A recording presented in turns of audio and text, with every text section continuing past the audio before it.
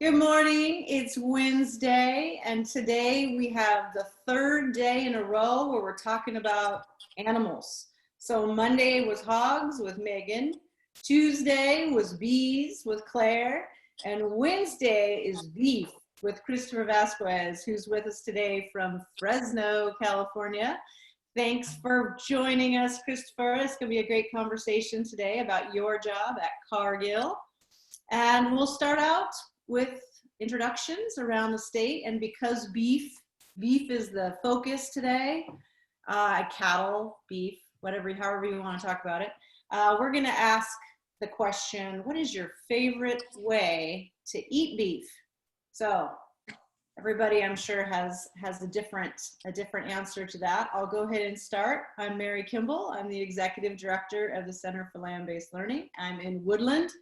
We're at our new headquarters today, and my favorite way to eat beef, well, there's probably two, but definitely carne asada, and my husband is a pretty good cook of carne asada. His name is Isidro, and he loves to make it, so I love it when he makes it. That's probably why it's my favorite, because he's making it for me and I don't have to cook. So move on to you, Dana. Good morning. I'm Dana Baker, the Tehama County Farms Leadership Coordinator, coming to you from Red Bluff, and coming from, marrying into a family that has a cattle ranch up here. We eat a fair amount of beef around here. So my absolute favorite is probably when my husband cooks fillets and he pan sears them. He has really kind of gotten that down to a T, and even my children, they love when we eat the pink meat. As long as it's nice and medium rare, we are good. So that's my favorite. Joseph. Good morning. My name is Joseph Montoya. I'm the Sacramento Valley Farms Leadership and Internship Coordinator. My favorite way of eating beef is prime rib. I wasn't into it as a kid. I don't know, maybe it was just the lack of, just knowledge of it. But I really developed a taste for it. And one of the things specifically that I got into was the creamy horseradish. I thought it was gross as a kid, but now as an adult, I'm like, oh my gosh, I can't have enough of it ever. You do that with some garlic mashed potatoes, with the skin, and some bacon. This sounds like a serious cardio bomb, Joseph. Wait. And but you have to wrap that up with the little asparagus? No, small and green. Brussels sprouts? Yes. I'm like, what is he talking about? Maple bacon, Brussels sprouts, delicious. You got to have that fiber in there and that green stuff. Delicious. That does sound really good. I like that. All right, Romy, I know you've got a good way to eat beef. Good morning. My name is Romy Wattenbarger. I'm the Kern County Farms Coordinator here in Bakersfield. And mine's the same as Dana's, just being raised, having cattle and stuff, just cooking them on the barbecue. Definitely has to have pink to it. I don't like it. I like it medium rare. I like a little pink everywhere. Maybe with some mushrooms on top. I like that. That's my favorite. Ooh. Definitely barbecued fillets. So Nice. Letty. Hi, good morning. I'm Leticia Hernandez, and I run the program in Monterey and Santa Cruz counties. My favorite way of eating beef is just a steak with some fresh rosemary from the backyard and a little bit of butter, salt and pepper, and some broccoli on the side. Perfect. That all sounds awesome. So, Christopher, it's time to introduce you.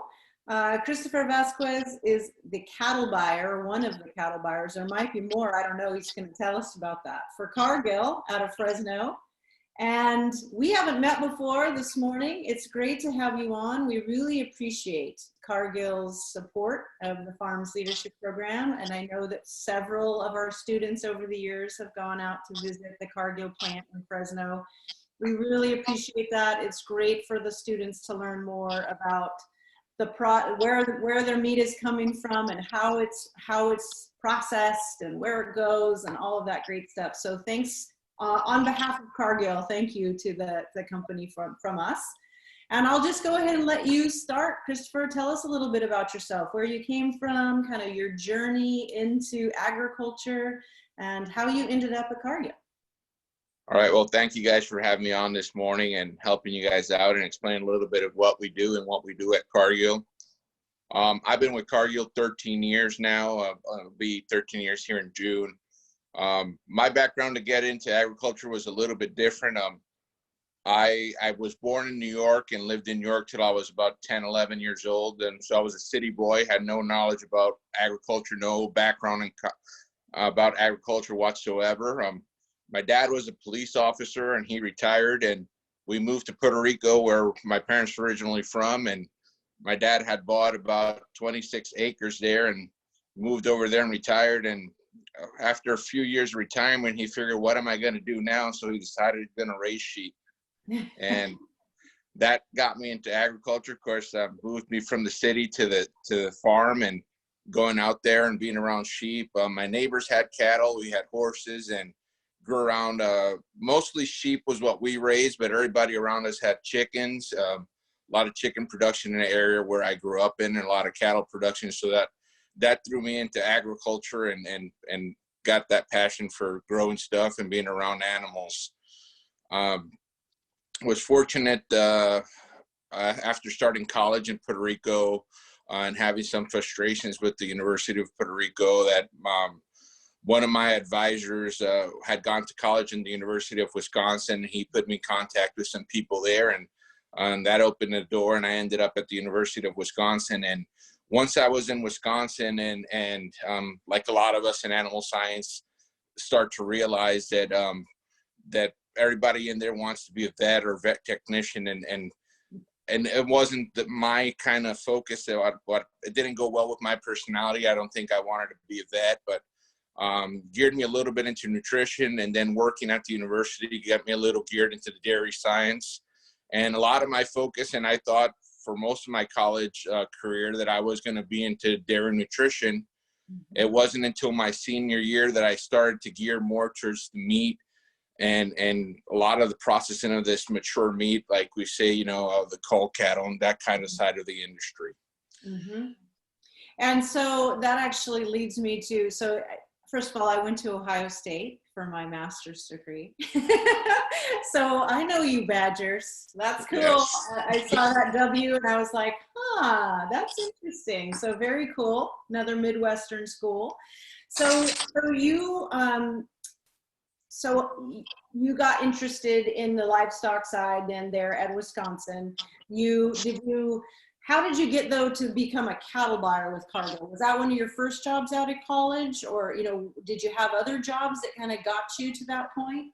I've been fortunate that 13 years out of college has been my only one job. Mm-hmm. I've done many jobs within the procurement side of purchasing cattle for Cargill, but I've been mostly only with Cargill since out of college. Okay, so did you go to like a career fair? I mean, how did you learn about Cargill, and how did you learn? I always knew about Cargill on the nutrition side, and I knew about the processing side.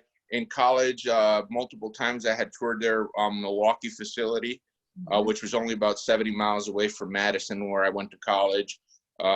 During my meat science class and our agricultural production class, we had visited and toured the plant.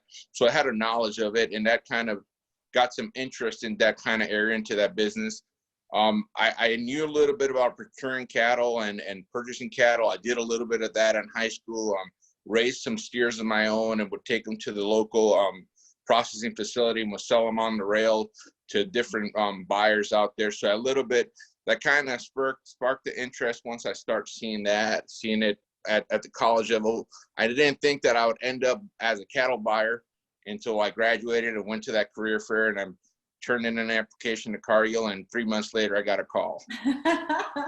That's awesome. So tell us, what is the day in the life of your in your industry, and specifically to be a cattle buyer? What does that look like? What does that mean? What do you do every day?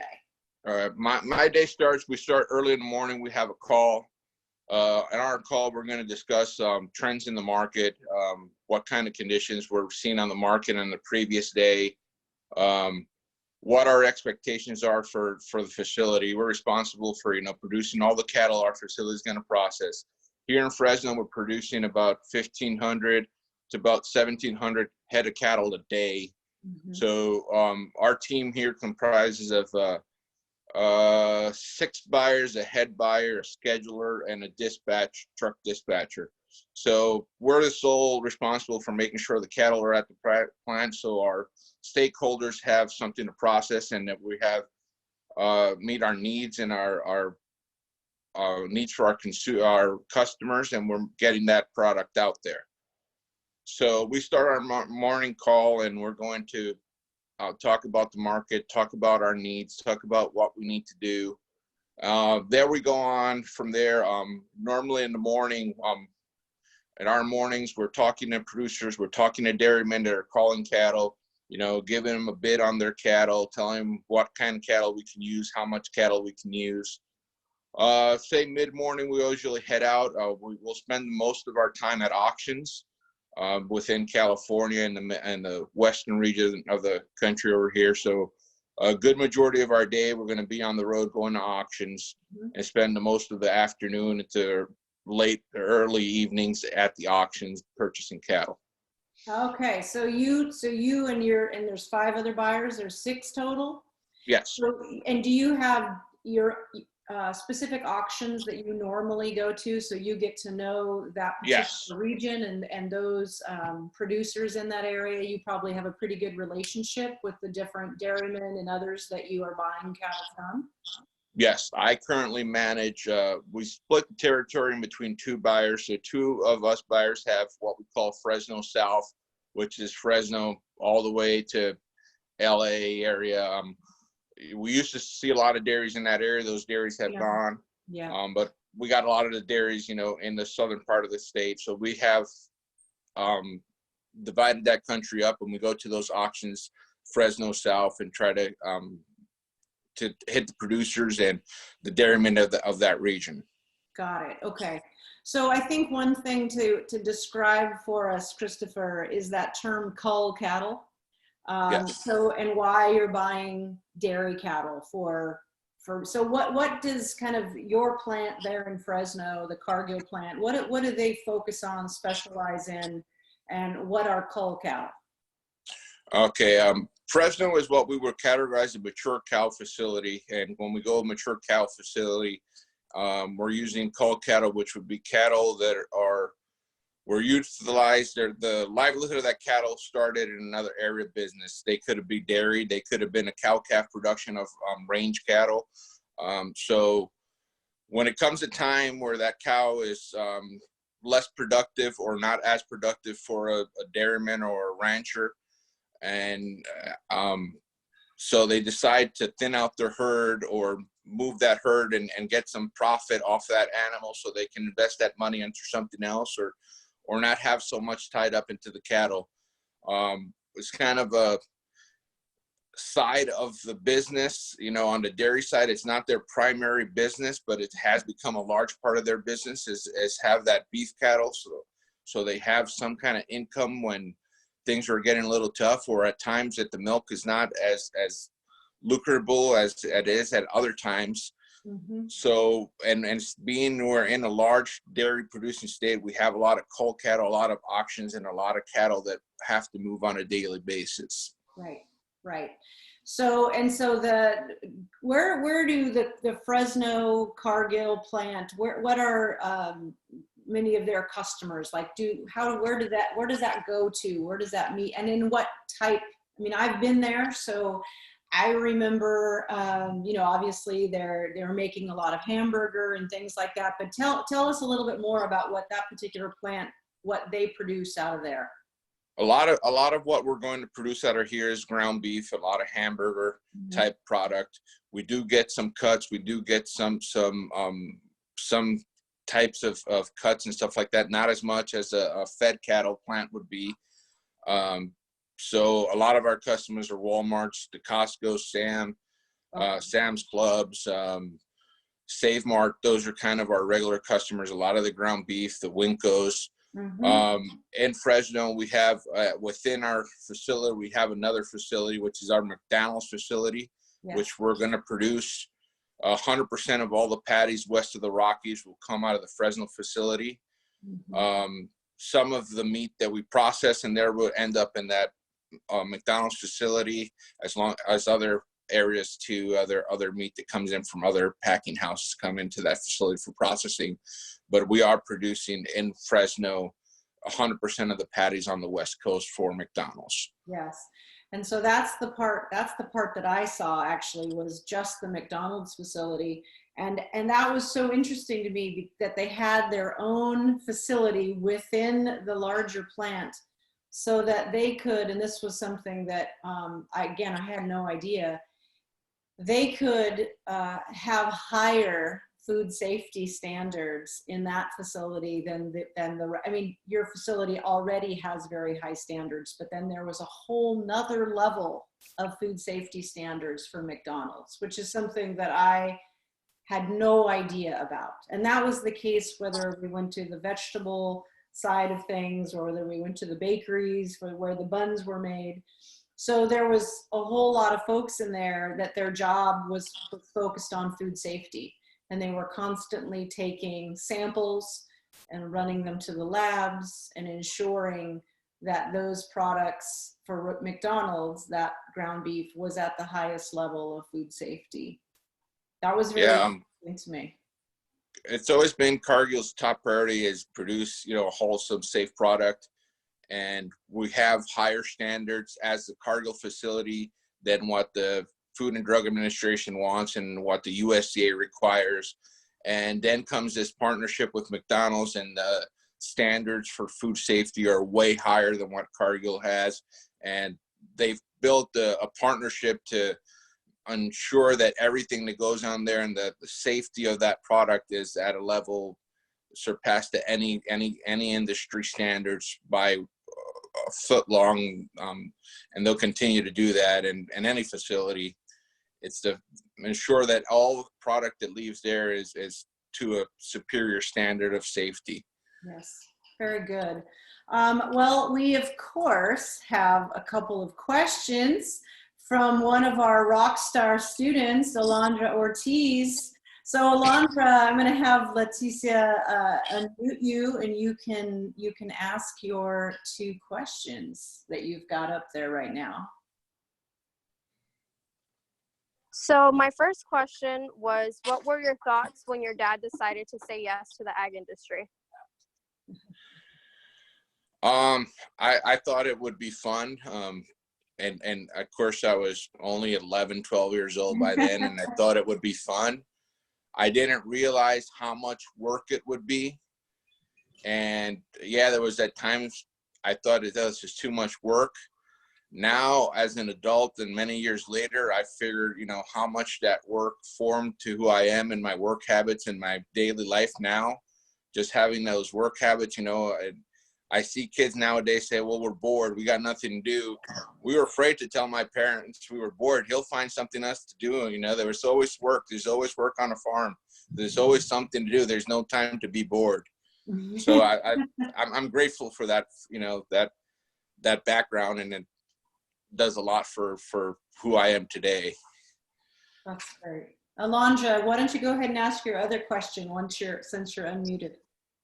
My second question was, do you and your coworkers buy FFA or 4-H steers when you go to the auctions? If we find them at auctions, we do. We'll try to support.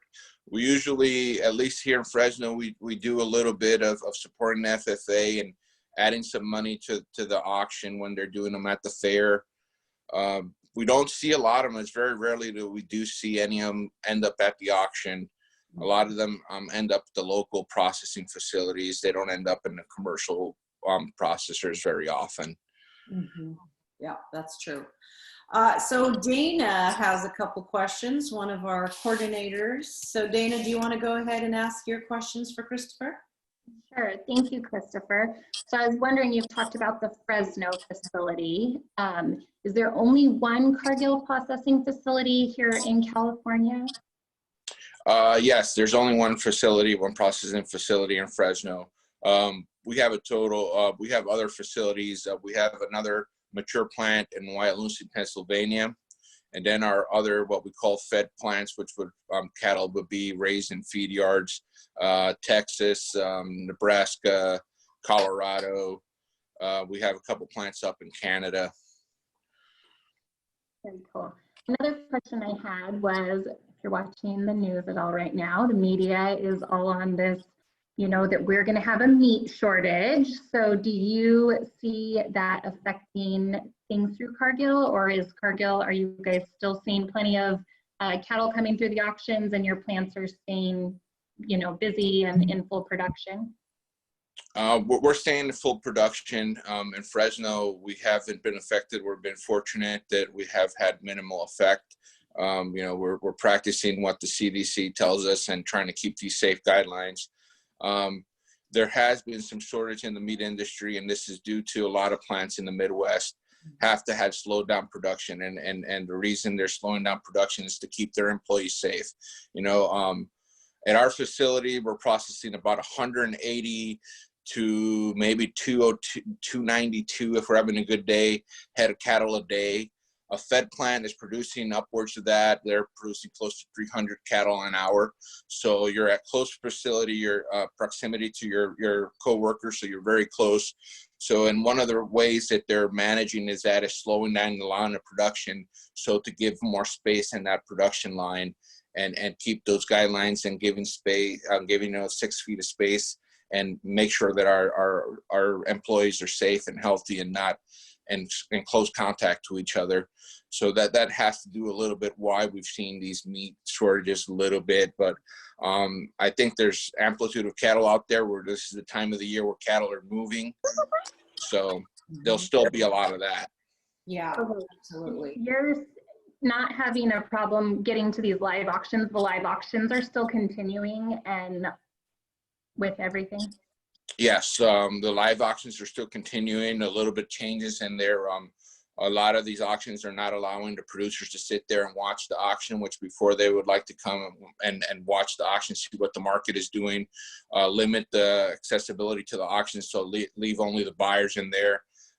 That gives us ample space to spread out and not have to be close to each other. We're living on uncertain times, so everything's a change. But we're grateful that that we have these markets still open and we're able to attend and purchase cattle. That's a good question too. Do you ever go do online auctions, Christopher, and buy cattle from other states through online, or anything else that might be around the country even, or is it all live? We do a little bit of that, of online auction. It would be regional. There'll be some stuff up in Oregon, some stuff in Arizona. The issue with that would be trucking. If we go too far to these auctions that are too far out of state, Yeah. it's not a logical, it'll cost too much to get the cattle here and get them processed. We're not seeing a lot of auctions, at least on the mature side, just because you're seeing when we're talking about cull cattle, there's obviously some kind of condition on this cattle. So you need to see these cattle, you need to evaluate the cattle, you need to see health of the cattle. So it's a little bit tougher to do it have a live online auction with the type of cattle that we're processing. That's a really good point. And actually somebody asked the question in the chat box. I don't think, Katie, that's you. Is that you, or is that someone who's got their name as Katie Wortman? Yeah, that's someone else. Okay, so the question, Christopher, and I'll ask this question, whoever that is, if you want to make sure to put your name in, which goes right along with what you were just talking about. Hi, Mia. So how do you know which cattle are best? Like how are you, when you're going to those live auctions, how are you evaluating them? What are you looking at? Oh, look, as the cattle come in, we're trained and if you sit there with a buyer, you're seeing how is he doing this so quickly. I guess our mind and our thoughts are trained pretty quickly on reacting. You got matter of seconds to do this. So what I do is, as that animal walks in front of me, I'm going to see one side of that animal. You want to look at their eyes. You want to look at obvious glands. Most animals have some glands around the necks, around the flanks, around the back side of the animal. Make sure that those glands are not inflamed and they don't look swollen. You want to look at how that animal presents itself, how it walks, how it acts. Of course, an animal that is sick or showing signs of being ill is going to walk slower. It's going to hold its head low. The eyes are not going to look as glossy and kind of have that happy look to them. When an animal is healthy, you can see in their eyes, you can see in their coat of their hair that they have like a happy look to them. They look healthy, and that's going to be a determination if you want to purchase that animal or not. Thank you very much. I used to judge livestock in FFA in high school, and I also judged when I was in college at UC Davis. And you're absolutely right. You have to make those very quick decisions. And if you're interested in this kind of industry, it's a good thing to try is livestock judging, because you have to look at those kinds of things quickly and decide which ones are best. So Daniel, we have a question from Daniel. So why don't you go ahead and unmute Letty, and Daniel can ask his question, which is a good one. At what age are you allowed to work in an industry like yours? I believe I'm going to take a guess here. I'm guessing it's 18. I don't really know the real answer to that. Yeah, since you started after college, right? Yes. My guess is liability requires you to be at least 18. That's a good question, though, because I know certainly in the old days, lots of younger people, even in high school, worked in facilities. But I think that's probably changed quite a bit from a liability perspective, and unfortunately we have to wait till we're 18 for a lot of things these days in ag. All right, so let's see, some more questions from Alondra. Alondra always likes to ask a lot of questions. And Alondra, make sure you say where you're from when you ask the next round of questions. So, I'm from Kerman. Yeah, she's a local. Which is 20 minutes away from Fresno. And my question is, what's the most Cargill has paid for cattle? The most we've paid for cattle is going to depend on the market. It's going to depend on the time of the year. Back in 2015, we saw the highest markets we've ever seen, where we're paying over $1 live for cattle at the auctions. So there's not a set price. What's been the highest? We just, every day you try to buy them, you try not to buy the highest cow out there. Yeah. Your goal is to not buy at the highest. And actually, let me ask a quick question there. So I have a lot of friends as well, just like many of our staff who are cattle ranchers, and the prices are really low right now. And you were talking about that you look at the markets on a daily basis. That's one of the first things you do before you leave and go out and start buying. So what data do you use? What markets information do you use? And why is the price so low right now, given that there does seem to be a pretty high demand for meat? So what's going on? Oh, what's driving right now, what drives the market right now is the availability to process the cattle. That is, we're seeing slowdowns in the industry because of the virus, and this is a conjunction of what's going on with COVID-19. We're being slowdowns in the market, so it's a simple supply and demand. You know, demand is high, but supply is also high because it can't be processed. Okay. So the prices are going to be low. We use, one of the guidelines, and it's where the industry, or where the industry gets their information of how they're going to process and sell the meat, is the USDA report. You look at these USDA reports on what the market is doing, what the different cuts of meat are trading for within the U.S., and that's going to guide where we want to buy them. We don't want to go out there and try to pay too much when they're not, the demand's not too high for, you know, we want to be profitable. We want to have that market share and sell them at a marketable price. Mhm. So what the USDA prints out there, and it's mandatory reporting that every plant has to report, you know, their sales and their purchasing. So we're using that as our guideline for where the market is going to be determined. Okay, very good. Well, we're up right on 11 o'clock. And so I just wanted to give you a chance to say any last words. And I know that a lot of times, like we were talking about earlier, students are very interested in getting, you know, they want to go into animal science and they're looking at jobs in animal science. And I would just ask you to maybe finish out with, if you had any recommendations or tips or advice for how students might get into this kind of industry. What would be the kinds of things that you would recommend they do?